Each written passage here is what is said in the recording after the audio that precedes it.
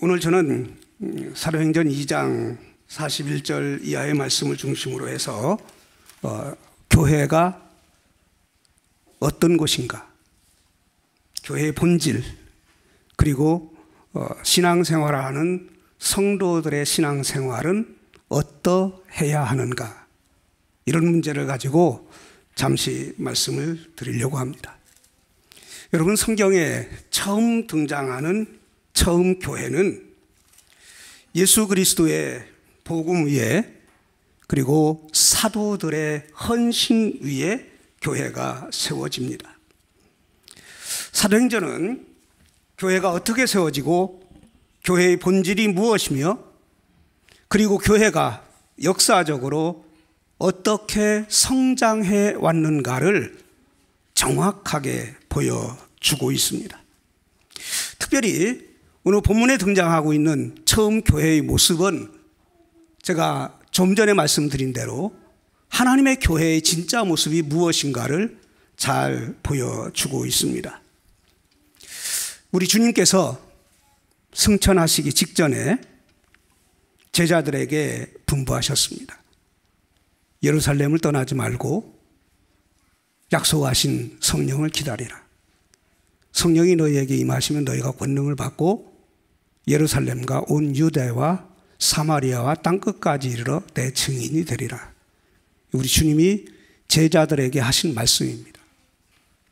제자들은 그 주님의 말씀을 붙잡고 약 120여 명의 성도들과 함께 마가 요한이 다락방에 올라가 약속하신 것을 기다리기 위하여 기도하기 시작합니다.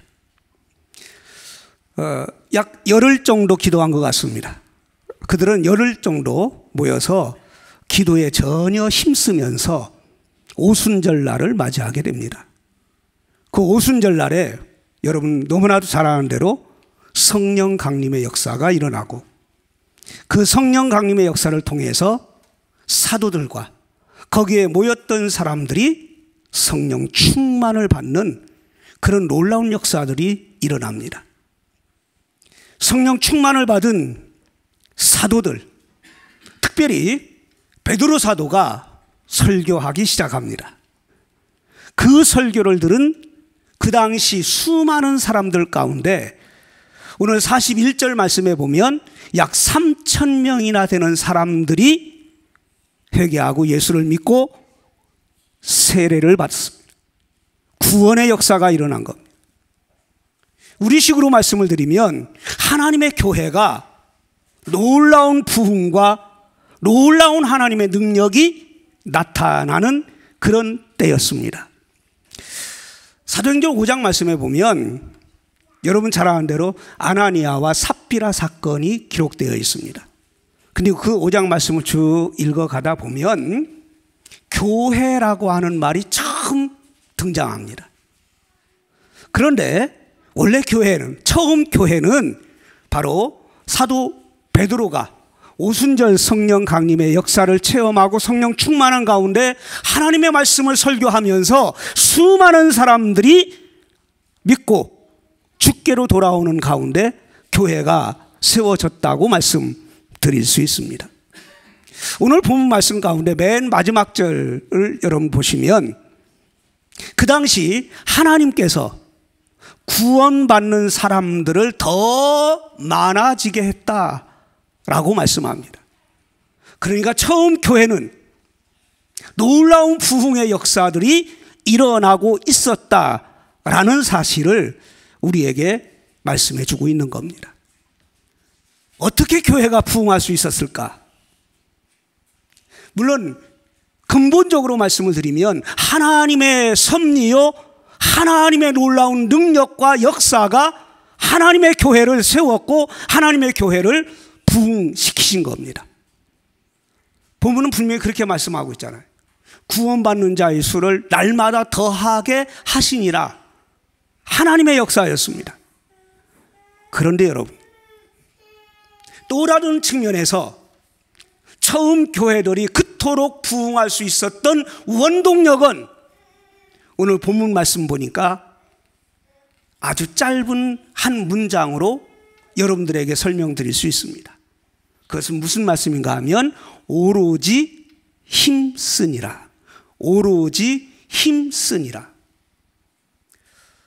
처음 교회 성도들이 하나님의 교회를 세우고 하나님의 교회 안에서 오로지 힘쓴 그 덕분에 교회가 부흥하고 성장하기 시작했다. 그렇게 말씀드려도 틀리지 않을 겁니다. 오늘 우리 성경에는 오로지 힘쓰니라 라고 말씀하고 있지만 개역 성경, 그 전에 우리 개정 개역이잖아요. 그 전에 가지고 있었던 성경은 전혀 힘쓰니라. 전혀 힘쓰니라. 다른 성경 번역 성경을 보면 전력을 다했다 뭐 이렇게 번역을 하고 있습니다. 그러니까 성도들이 모여서 전혀 힘썼을 때, 오로지 힘썼을 때, 전력을 기울였을 때 교회는 부흥하고 성장하더라. 우리는 항상 보수주의를 표방하는 교회일수록 하나님의 열심, 하나님의 섭리, 하나님의 통치, 하나님의 주권을 강조합니다. 맞습니다.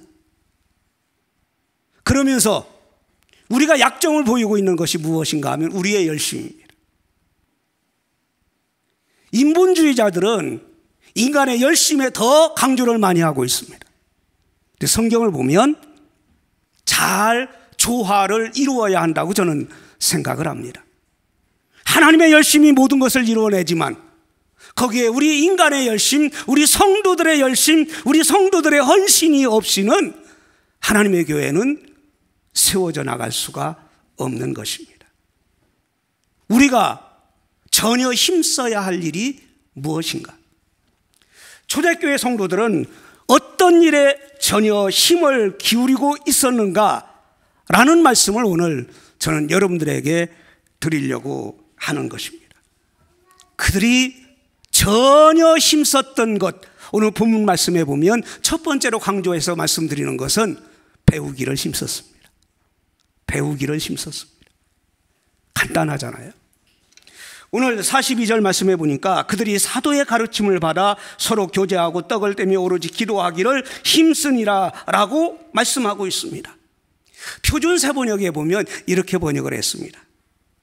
그들은 사도들의 가르침에 몰두하여, 사도들의 가르침에 몰두했다.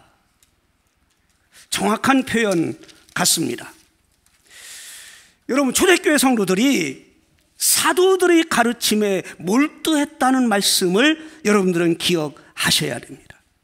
그들이 가장 갈망했던 것, 그것은 무엇인가? 사도들의 가르침을 더 많이 받는 것을 원했다라는 뜻입니다. 이들은 사도들의 가르침을 진심으로 원했습니다. 이게 그들의 모습이었습니다. 여러분은 어떻습니까? 내 자신에게 한번 질문해 보십시오. 정말로 오늘날 교회 목회자들을 통해서 가르쳐지는 하나님의 말씀, 복음을 배우기를 얼마나 갈망하고 있는가?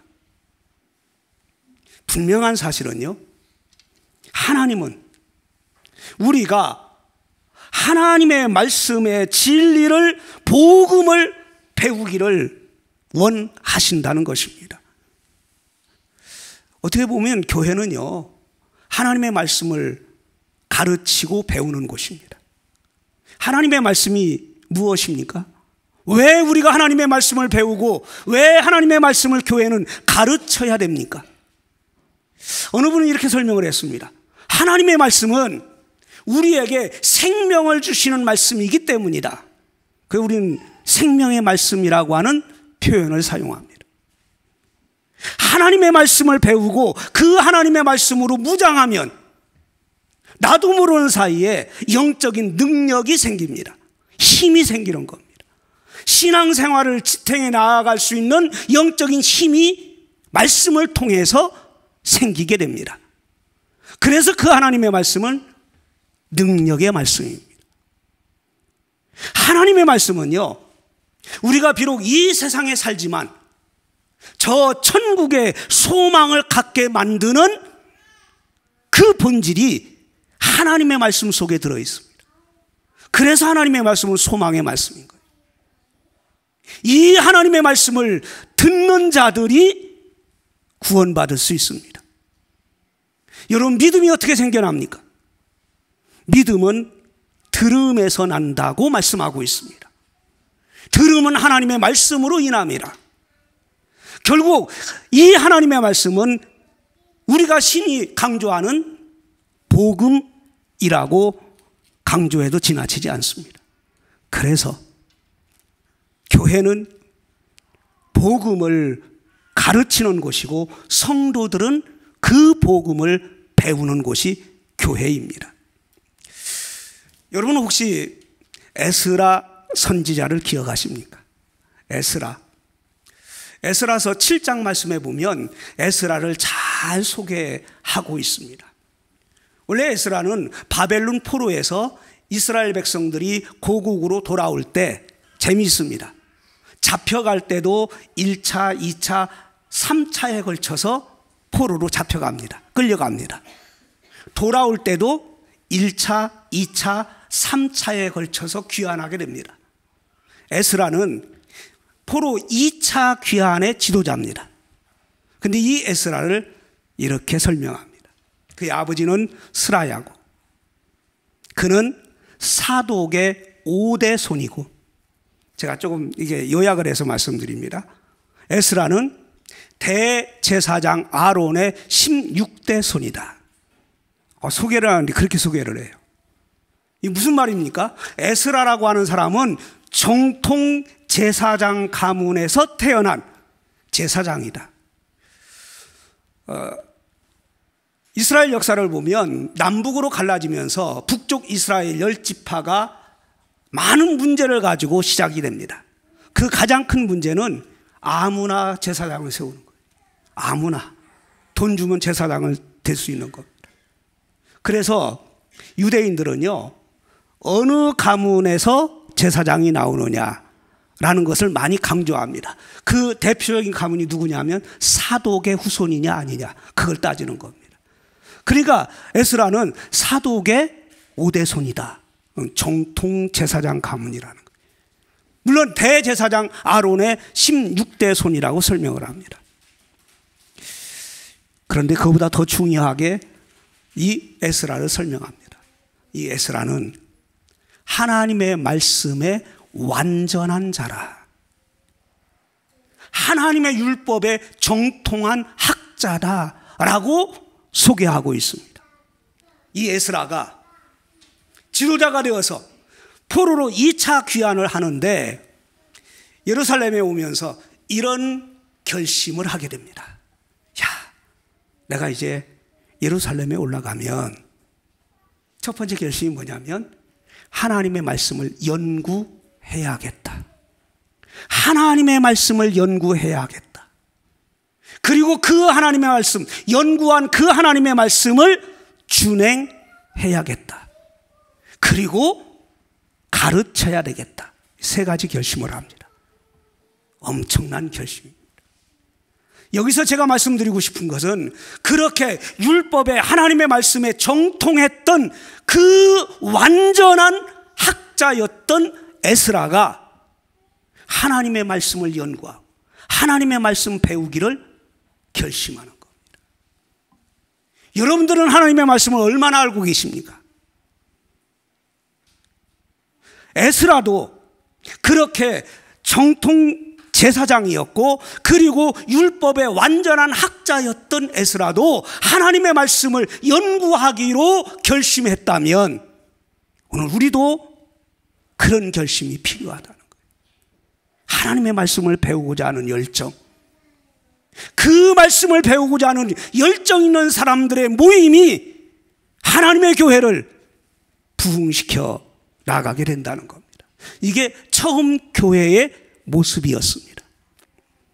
두 번째 모습이 오늘 본문에 등장합니다. 그들이 전혀 힘썼던 것이 무엇인가? 간단합니다. 모이기를 힘썼습니다. 모이기를 힘썼습니다. 오늘 42절 말씀에 보면 그들이 사도의 가르침을 받아 서로 교제하고 그렇게 말씀했고, 46절 말씀에 보면 날마다 마음을 같이하여 성전에 모이기를 힘쓰고 떡을 떼며 기쁨과 순전한 마음으로 음식을 먹고 라고 말씀하고 있습니다. 처음 교회 성도들은 서로 교제했습니다. 여러분, 교제하려면 만나야 되는 겁니다. 모여야 교제할 수 있습니다. 잘 들으십시오. 심각한 문제를 우리가 안고 있기 때문에 그렇습니다. 그들은 46절 말씀에서 좀 더 분명하게 이렇게 말씀하고 있습니다. 날마다 마음을 같이하여 성전에 모이기를 힘썼다라고 말씀하고 있습니다. 처음 교회 성도들은 모이기를 힘썼다는 겁니다. 이것이 왜 그렇게 중요한가? 20세기의 위대한 강해 설교자 중에 한 사람인 로이드 존스 목사님은 이렇게 설명을 합니다. 저 사람이 진짜 그리스도인이냐 아니냐 라는 것을 판단할 수 있는 한 가지 질문이 있다. 그 질문이 어떤 질문인가 하면, 당신은 다른 그리스도인과 함께 모이고 싶어 하십니까? 이렇게 질문해 보라는 겁니다. 예수 믿는 사람들끼리, 성도들이 함께 모여 있는 그곳에 나도 모이기를 원하고 있느냐? 라고 질문해 보라는 겁니다. 만약에 나는 모이기 싫은데, 그렇게 대답한다면 그 사람은 진짜 그리스도인이 아니다. 그렇게 설명합니다. 조금 많이 강조한 것 같으죠? 네, 맞습니다. 처음 교회 성도들 모이기를 진짜 힘썼습니다. 제가 여기 오기 바로 직전에 종교개혁자들의 발자취를 더듬어 보고 왔습니다. 종교개혁하면 여러분 잘 아는 대로 루터가 독일에서 종교개혁을 시작했지요. 그런데 그 루터보다 100년 전에 개혁자로서 진짜 개혁을 일으켰던 사람이 얀 후스라는 사람입니다. 그래서 얀 후스, 그리고 루터, 그리고 스위스의 개혁자인 쯔빙글리, 그리고 칼빈까지 이렇게 그분들의 발자취를 이렇게 쭉 더듬으면서 배웠습니다. 거기서 한 가지, 저는 그런 생각을 많이 했습니다. 설명을 계속 들어보면서 공부를 하면서 한 가지 드는 느낌이 이런 겁니다. 종교개혁이 왜 일어났을까? 우리 다 알고 있습니다. 면죄부. 사실 면죄부라고 하는 단어도 정확한 단어는 아니에요. 면벌부라는 단어가 우리 단어로 하면 더 맞습니다. 그런데 어쨌든 그 면죄부 판매 때문에 종교개혁이 일어났다. 그렇게 많이 알고 있고, 또 그것도 사실입니다.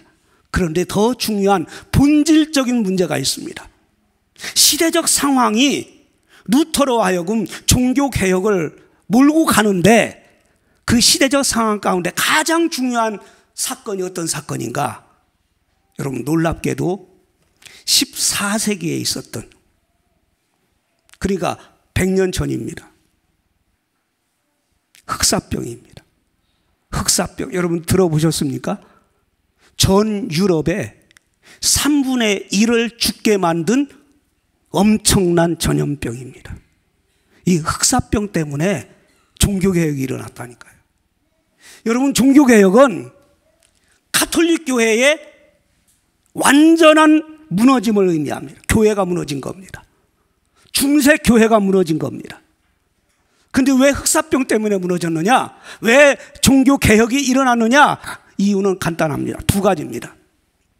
첫째는요, 흑사병 때문에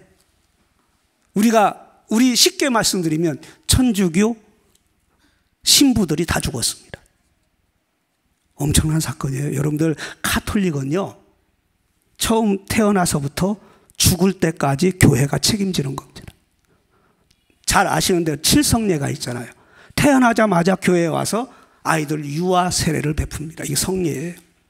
그리고 죽으면 종부성사라고 해서 장례식도 성례입니다. 그러니까 흑사병은 전염병이잖아요. 수많은 사람들이 죽어가니까 어떤 나라는요 80%가 죽었답니다. 그러니까 그분들이 죽으면 가톨릭 사제가 와서 어떻게 해야 됩니까? 종부성사를 해줘야 돼요. 그러면 그 신부도 전염이 돼서 죽습니다. 그래서 그 당시 공부를 많이 하고 신학적으로 무장이 되어 있던 가톨릭 사제들이 이 흑사병 때문에 다 죽습니다. 제가 강조 많이 했어요. 다 죽습니다. 그럼 무엇을 제가 말씀드리려고 하는가 하면, 그러다 보니까 누구도 사제가 되려고 하는 사람이 없는 거예요. 사제가 되면 다 죽는데요. 그거 어떡합니까? 교황청에서는 할 수 없으니까 아무나 시키는 거예요. 아무나.